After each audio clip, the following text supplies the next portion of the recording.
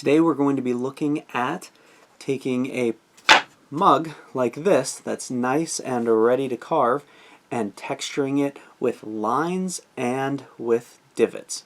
Let's get into it.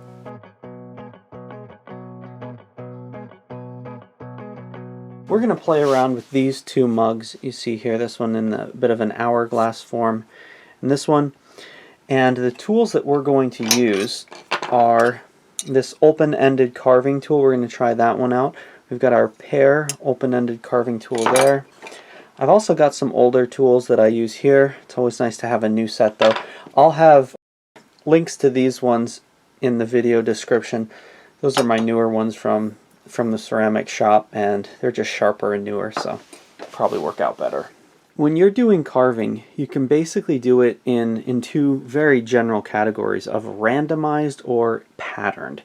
And if you are going to do some patterned carving, you might want to have some lines, and you can carve lines like this into the side, but those will remain. So instead what you can do is use a paintbrush and actually just wet a line, or you can just hold your tool pretty consistently. Here, I'm going to try using this open-ended tool here, and just make a mark, small divot like that, and then move it slightly.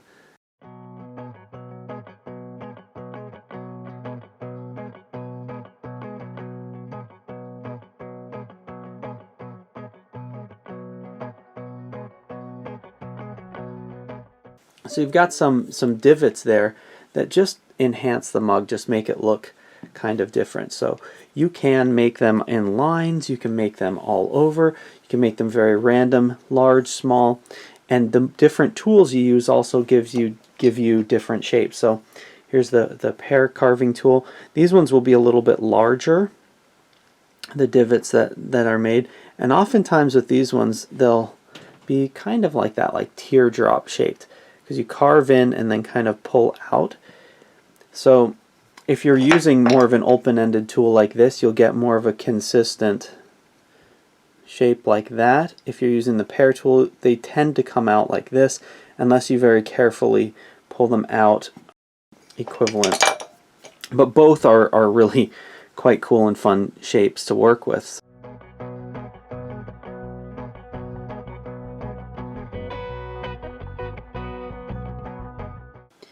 This could be it. Like, that could be it. I could just carve that at the bottom and be done. And it would just enhance this mug, making it look a little bit different. Or we can keep moving up. So of course I'm going to keep moving up, because why not?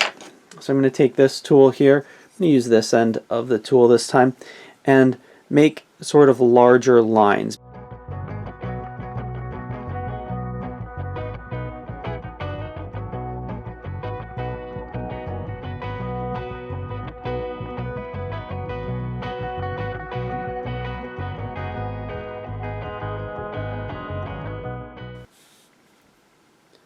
You might be thinking at this time, like, this is kind of looking messy, like it's not.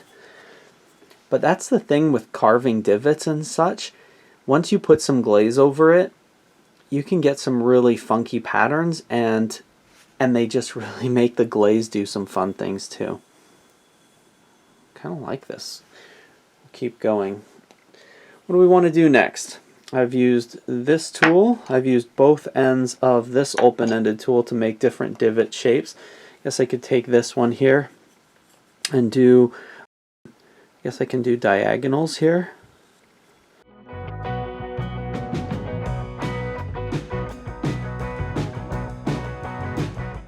So there we've got some different. I'm really super interested to see what happens when this one's done. Alright. Now, the first line I made, I'm not happy with it because it goes up and then down and then kind of not consistent, especially through this part here. So what I'm going to do is I'm actually going to make another one up here that sort of follows that pattern to almost make it look like I did it on purpose. So, or at least kind of mimic it a little bit more. I'm going to use the same tool I had before here and make. Or I could make more kind of magnified random patterns here.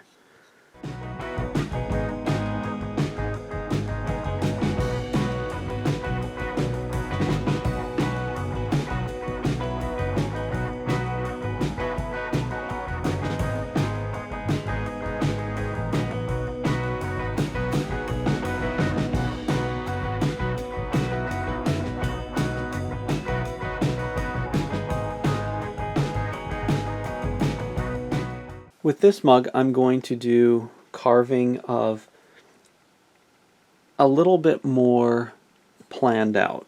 So the other one was very random. This one here, I'm actually going to draw a line.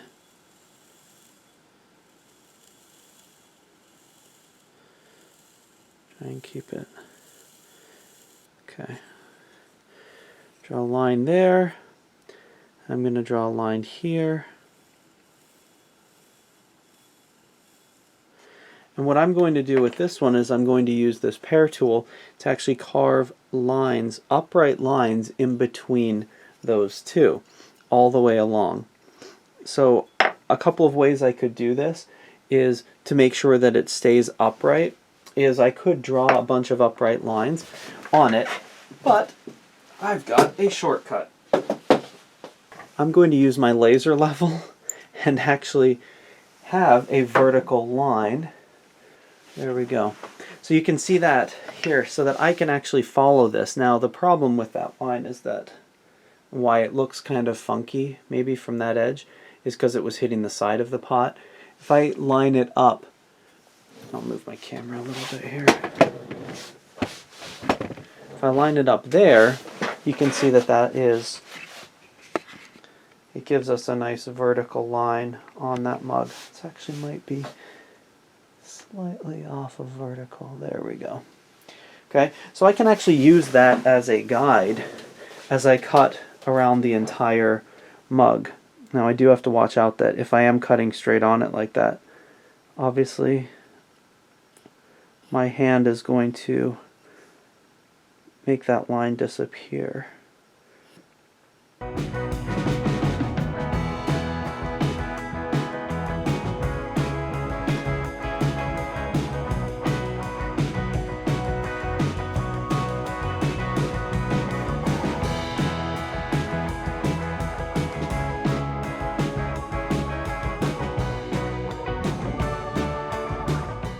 Normally this would be a lot cleaner. You can still sort of see the line right here up top, and I tried to get rid of the line at the bottom, but you can still see some remnants of it there.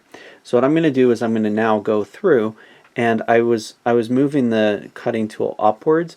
Now I'm going to start at the top and kind of gouge in here and down, and that way the top and bottom of this line are going to look a little bit more similar. See how this one here tapers?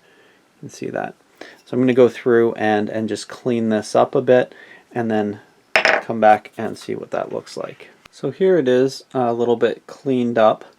It still definitely has a handcrafted look to it. It's not exactly perfect, which of course we want to go for. It naturally comes out that way when you do handcrafted stuff. The lines aren't going to be perfect, but they're going to look in a kind of cool pattern. So this is a little bit time intensive to do the lines by hand like this. It's a lot easier to put it on the wheel, obviously, and scratch lines horizontally. But if you take time to do some more of the lines or some of those kind of individual little marks like that, the gouges and bring that up.